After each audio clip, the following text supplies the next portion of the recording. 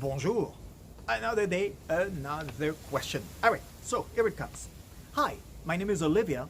I live in Boston, Massachusetts. CFO of a marketing company, I deal with image and visual all day long. Only something today happened.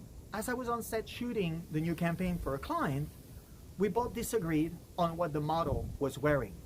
And the end of the argument was when my client said, beauty is in the eye of the beholder. So, Patrice, the question goes back to you. What do you think of this very statement? Love it. Why? Okay, that's a great open conversation because, yes, beauty is in the eye of the beholder. Because, as we all grew up in different parts of the world, different cultures, different religions, whoever your mentor was, you have matured words and situation differently. As if I ask you, what is a short haircut to you? And what is one to me? The word short is still in the same sentence, but yet we're going to have two very different perceptions of what it is. A murder case, two witnesses are watching the exact same thing at this very same moment, and yet on the depositions, you would think those two people were in two different cities watching two different things. That's what I'm talking about. And in your case, Olivia, I hate saying, or maybe not, is that, you know what? More communication ahead of you. Because if there is a disagreement, which should not have happened, because obviously the mood board had decided what's going to happen, well, that's because communication was not there properly. What is decided here, and it's in your case of your client, let me answer what she tried to tell you. It was more a psychological comment she made. She didn't try to say, oh, that's ugly, I don't like what she's wearing. The idea of it was more, it doesn't align with the branding. Your idea of branding my company is not the same as my idea of my company for my brand.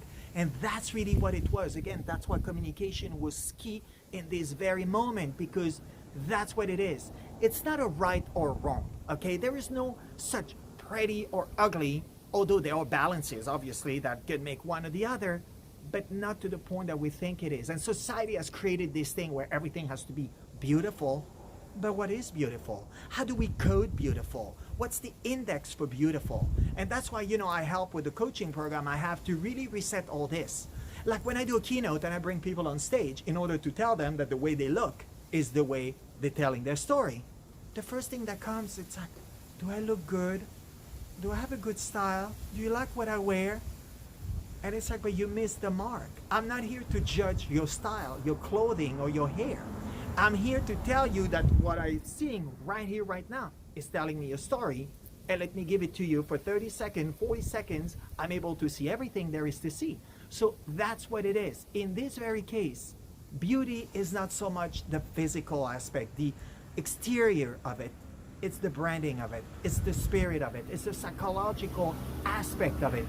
That's what beauty is in this very case. So yes, it is in the eye of the beholder because we all have very different perceptions.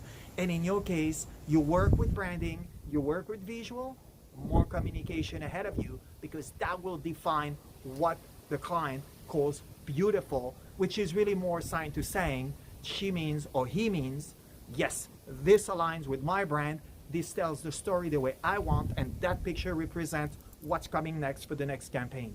All right, Olivia, I hope I helped you with this question. If you have more, of course, post them now. And you know the drill. Tomorrow, we are meeting for more Image Impact